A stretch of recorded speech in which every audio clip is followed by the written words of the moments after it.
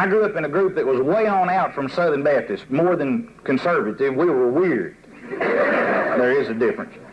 This group believes Southern Baptists, if they did get to heaven, would spend their time waiting on tables for the rest of us, you know, is that kind of thing.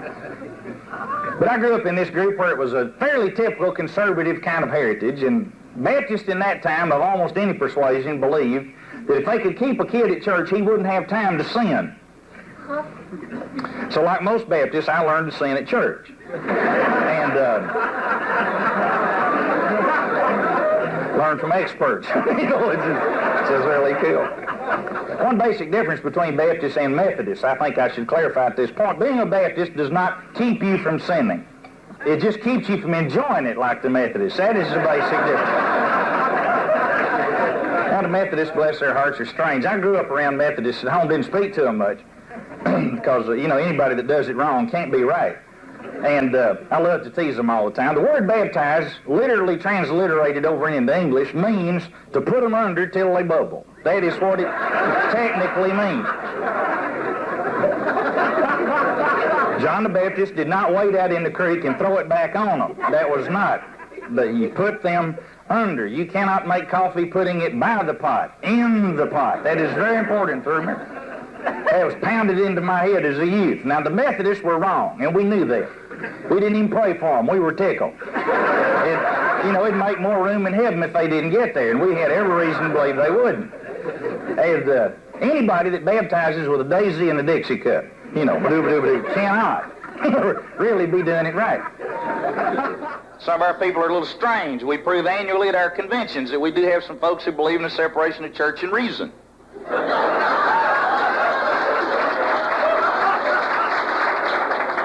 Ministers and some lay persons who follow them, who've taken the vow of ignorance. Others who've taken the vow of arrogance.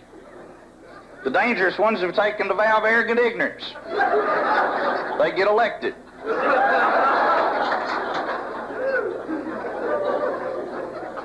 Baptists have a pulpit committee.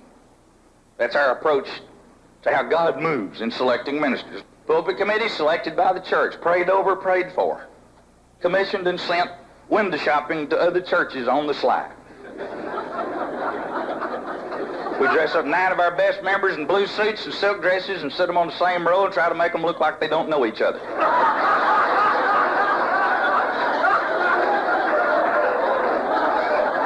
Fly in a private plane just to worship in this small church today. And what we do is we find just the right person who's got that wonderful cut of the soul, who's got a good attitude and spirit. And when the committee has agreed on this person, then we start offering him more and more money till God finally leads him to us. We have come a long way from Route 2. A long way from paperback hymn books. A long way from pews that hated to turn loose of you when you got up. We've moved into air conditioning and gotten away from funeral home fans that said, "See us" on the back.